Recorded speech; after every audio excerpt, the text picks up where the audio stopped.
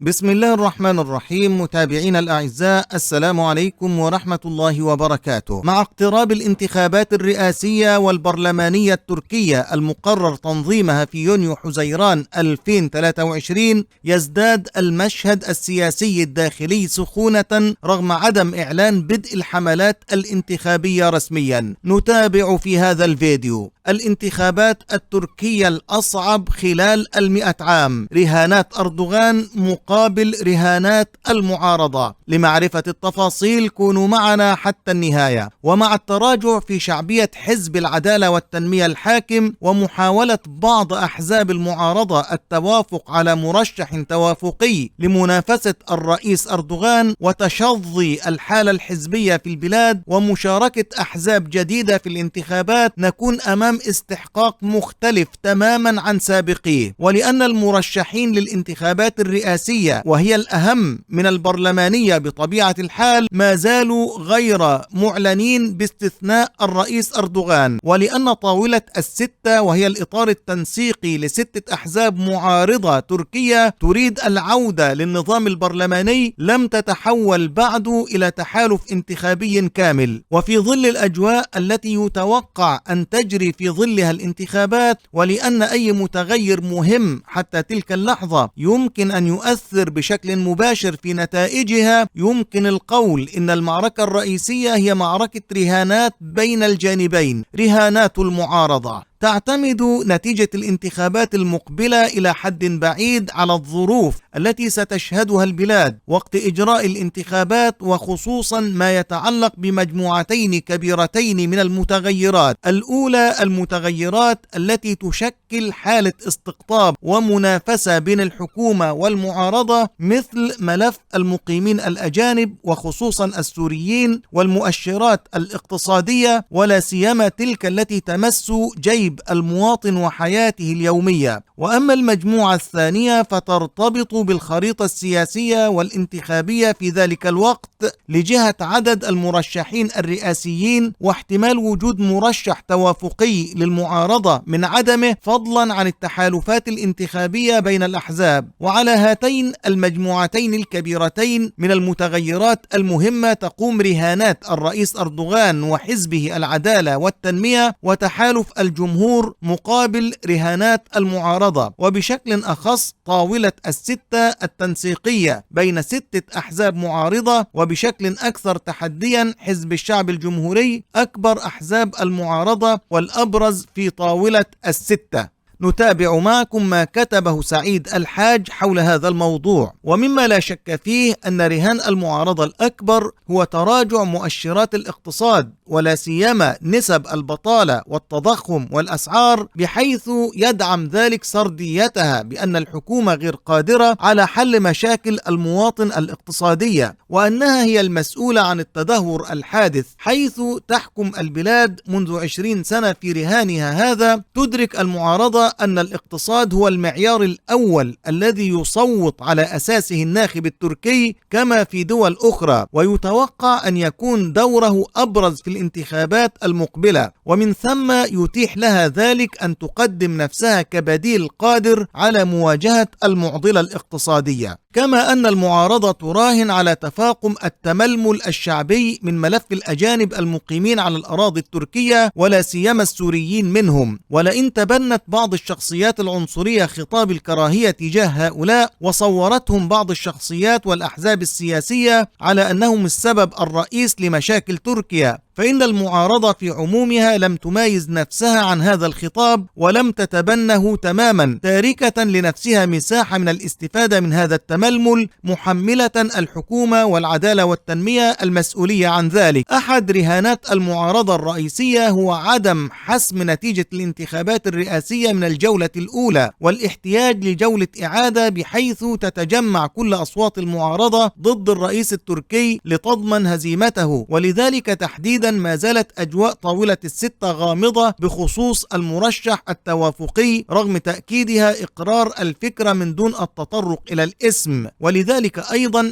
ثمة منافسة داخلية حامية الوطيس بين عدد من الشخصيات المعارضة. يتابع سعيد الحاج: كما أن ثمة رهانات فرعية لا تشترك فيها المعارضة ككل، بل يختص بها كل حزب أو مجموعة من الأحزاب على حدة. فزعيم المعارضة ورئيس حزب الشعب الجمهوري كمال كلشدار أوغلو يراهن على أن مشاركته في جولة الإعادة يمكن أن تضمن له أصوات غير الراغبين في ترشحه اليوم، ولذلك فهو يعاند شركائه في الإطار التنسيقي للمعارضة غير المتحمسين بالحد الأدنى لترشيحه. وتراهن الأحزاب الصغيرة في هذا الإطار التنسيقي، خاصة حزبي داود أوغلو وباباجان المنشقين عن العدالة والتنمية، على أن تأتي مشاركتها في طاولة الستة بحضور إعلامي وسياسي مقبول، ومن ثم فرص أفضل في الانتخابات. وهذا رهان يجمعها اليوم مع الشعب الجمهوري، لكنه قد يدفعها إلى تحالفات مختلفة لاحقا، لا سيما على صعيد الرئاسيات، رهانات أردوغان. في المقابل فإن رهان أردوغان الرئيس هو تحسن المؤشرات الاقتصادية قبل عقد الانتخابات، وشعور المواطن والناخب بهذا التغير بشكل مباشر ومؤثر. ولذلك فقد تعمقت الحكومة فيما يسمى في تركيا اقتصاد الانتخابات، أي تقليل الجباية وزيادة الإنفاق الحكومي، لا سيما على الشرائح الضعيفة مثل محدودي الدخل والشباب والطلاب. وقد شملت السياسات الحكومية رفع الحد الأدنى للأجور بنسبة مرتفعة مرتين في العام بخلاف المعتاد، كما شملت حزما من الدعم للشركات الصغيرة والمتوسطة، وجدولة للديون، وخفض بعض الضرائب، ومشاريع إسكان للشباب والمقبلين على الزواج ومحدود الدخل المحدود. وقدم أردوغان تطمينات بأن تركيا لن تعاني من مشكلة في تأمين موارد الطاقة في فصل الشتاء، وأنه سيسعى لتخفيض الأسعار بتواصل مباشر مع الرئيس الروسي، فضلا عن وعده ببدء انخفاض نسبة التضخم مع مطلع عام 2023. كما تعمل الحكومة التركية بشكل حثيث على تقليل آثار الملف الثاني الحاضر على أجندة الانتخابات، وهو ملف المقيمين الأجانب ولا سيما السوريين منهم، حيث تستمر القرارات الحكومية المتعلقة بخفض أعدادهم عن طريق تشجيع العودة الطوعية وتعديل القوانين والتعميمات المتعلقة بأماكن سكنهم ووثائق إقامتهم وما إلى ذلك. وأما الرهان الثالث فهو إضافة إنجازات جديدة إلى الدبلوماسية التركية حتى يوم الاقتراع، حيث سجلت استطلاعات الرأي تحسن نسبة كل من الرئيس أردوغان وحزب العدالة والتنمية في الشهور الأخيرة، بعد نجاح تركيا في التوسط في اتفاقي تصدير الحبوب الأوكرانية وتبادل الأسرى. ولذلك فقد نشطت الدبلوماسية التركية مجددا بين روسيا وأوكرانيا، ولكن التطورات الأخيرة صعبت المهمة، وبين أذربيجان وأرمينيا، فضلا عن توقيع مذكرة التفاهم بخصوص المواد الهيدروكربونية مع ليبيا. كما أن أردوغان يراهن على عدم توافق أحزاب المعارضة فيما بينها، واستمرار حالة الخلاف والتراشقات بخصوص بعض المواضيع، وهو ما شهدت الساحة السياسية في البلاد عددا من الأمثلة عليه في الأسابيع الماضية، حيث